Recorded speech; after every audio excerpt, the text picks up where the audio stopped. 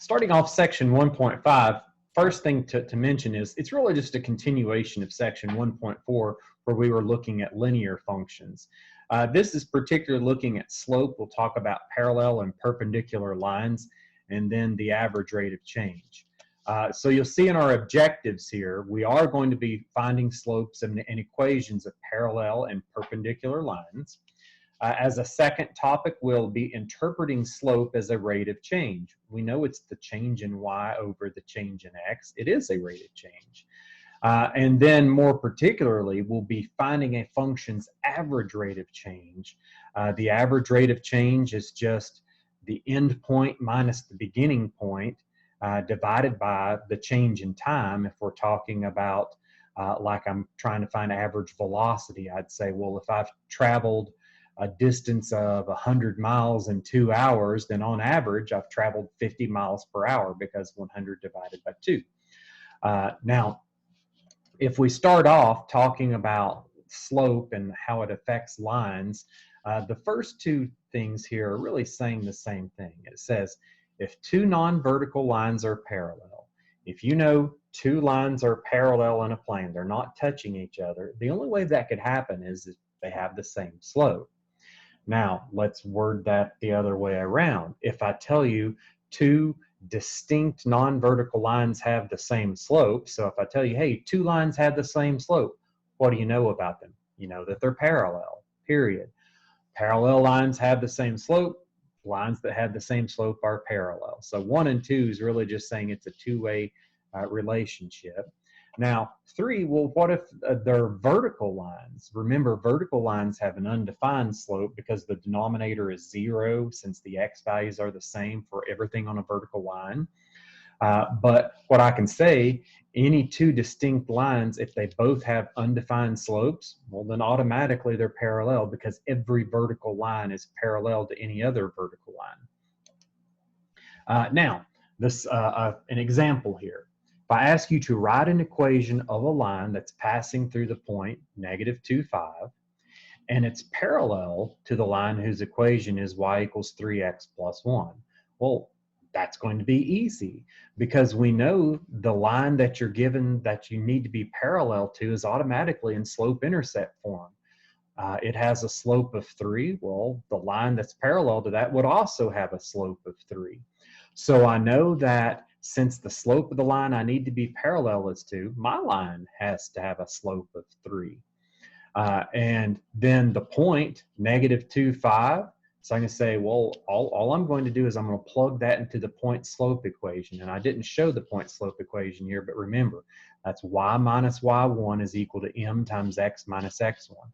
Y minus y1 minus 5 is equal to m. The slope of our line is also 3, since the line we're parallel to had a slope of 3. That's times x minus x1, x minus -2 up there. That's going to simplify to be y minus 5 equals 3 times x plus 2. We distribute the, well, actually, I'll leave it like that for now because on my math lab and in your homework, one of the answers it's going to want is the point slope form of the equation. This is the point slope form of the equation. So that's one answer. But then, and I didn't show it here, but of course, if you wanted to simplify that down to get to the slope-intercept form, you just say, well, this side's going to be 3x plus 6. Then I'd add 5 to both sides. Y would equal 3x plus 11. I just forgot to add that part down there for the slope-intercept form. Now, if we talk about slope and perpendicular lines, it says if two non-vertical lines are perpendicular, then the product of their slopes is -1. Okay, so we're saying if lines are going to be perpendicular, I could multiply their individual slopes and get a -1. Now, another way of saying that is that the slopes of perpendicular lines are negative reciprocals of one another. So if one if one line has a slope of, let's say, 5, then the other line that's perpendicular to it would have to have a slope of -1 over 5. It has to be the negative reciprocal. You take the reciprocal and change the sign to find negative slopes, or to find perpendicular slopes, sorry. For step 3 here, I'm saying, Well, okay, what if you have a horizontal line? Because horizontal lines all have a zero slope. You can't take the reciprocal of zero.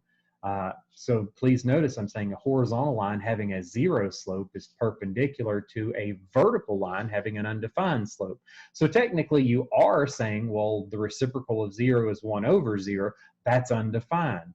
The slope of any horizontal line is a vertical line of undefined slope. Now, if we look at an example, notice I'm giving you these equations in general form, x plus 3y minus 12. I want an equation of a line that is perpendicular to this line. So it says find the slope of any line that is perpendicular to a line whose equation is x plus 3y minus 12 is equal to 0. Okay, so here's what I've done. I can say, I know I need to find the slope of this line, so I'll say x plus 3y minus 12 is equal to 0.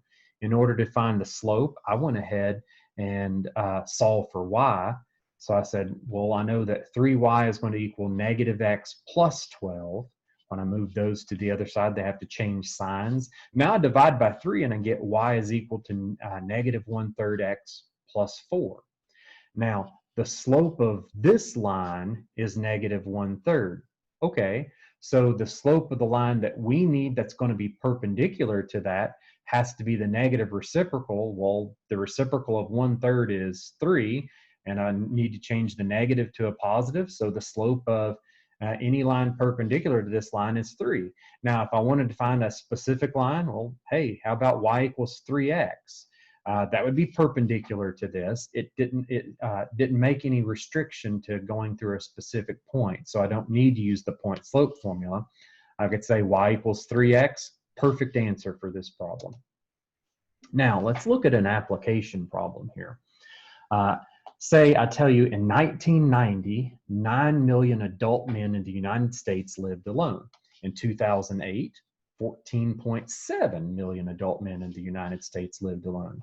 Use this information to find the slope of the linear function representing adult men living alone in the United States. Express the slope, correct 2 decimal places, and describe what it represents. Okay, so again, like I've said in prior sections, 2 points really does not give us significant amount of data to make any conclusions from. But let's make the assumption that it does here.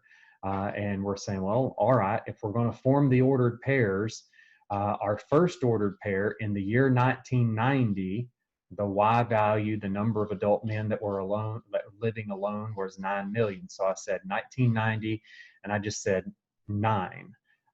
And that's going to represent in millions. And then in the year 2008, so X is 2008, the Y value here, 14.7, representing 14.7 million.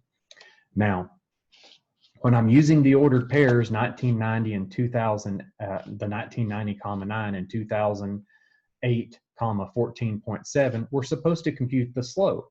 No problem. Y2 minus Y1 over X2 minus X1. We get the 14.7 minus 9. So it's an increase in 5.7 million men. The change in time, 2008 minus 1990, it's a span of 18-year time frame here. Well, what is this representing? Well, the increase in the number of men that were living alone in 2008 versus 1990 was 5.7 million more in the spans of an 18-year time period. So this number of men was growing at a rate of 0.32, and that would be in million of men per year. Please notice that's how I had to write out my sentence answer down here to represent what that slope is giving us in this problem. The slope is a rate of change. It's an average rate of change. The number of men living alone increased at a rate of 0.32 million per year. So the numerator was in millions of men. The denominator was measured in years. That's where I'm getting the number of million men per year there. The rate of change is 0.32 million men per year.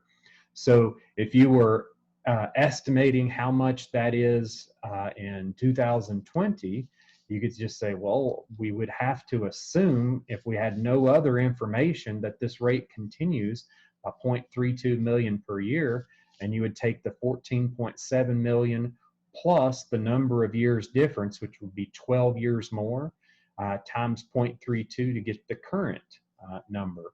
Now, whether that's accurate or not, we don't know. Just because the data values could change, since we just had 2 points, that doesn't necessarily give us a trend.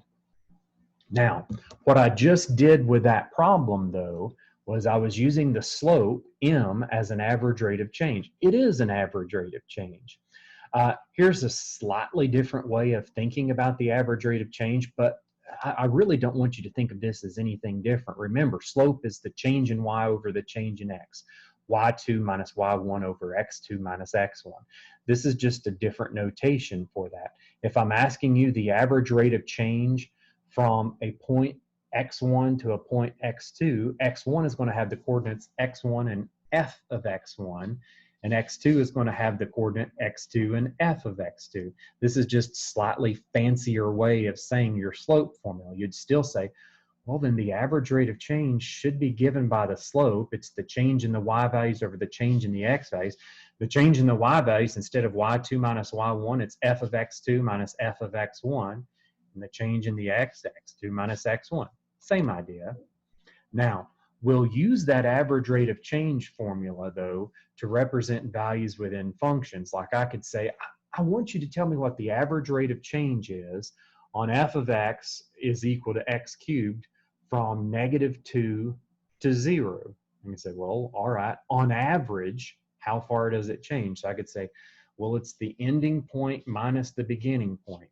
The ending point, f of x2, it's going to be f of 0 minus the beginning point, f of x1, well, that's going to be f of -2, divided by the change in the x values, 0 minus a -2, that's where the denominator becomes. This is the same thing as if I was asking you to find the slope of the lines connecting the coordinates at -2 and 0, same idea. Now, f of 0, you plug that into your function, 0 cubed, minus f of -2, you plug -2 into your function. And remember, it's 0 cubed minus -2 cubed, all over my denominator, which is just going to simplify to be a +2. Now, please notice in your numerator, -2 cubed is a -8, but we're subtracting a -8, which makes that +8. Our first term is just 0. 8 over our denominator of 2 gives us a average rate of change of 4. What this means is that the slope from -2 to 0, the slope of the line connecting those 2 points on the curve, it has a slope of 4. What it would also mean is that the average rate of change of this function, it's going up on average 4 y values per x value as x goes from -2 to 0. Both of those would be correct assumptions from what we know. Now, you have some homework problems in this section, actually not too many. Please make sure you check with my homework solutions if you have any questions. I worked them all out and had fun doing them, but I'll be glad to help you if you run into any trouble.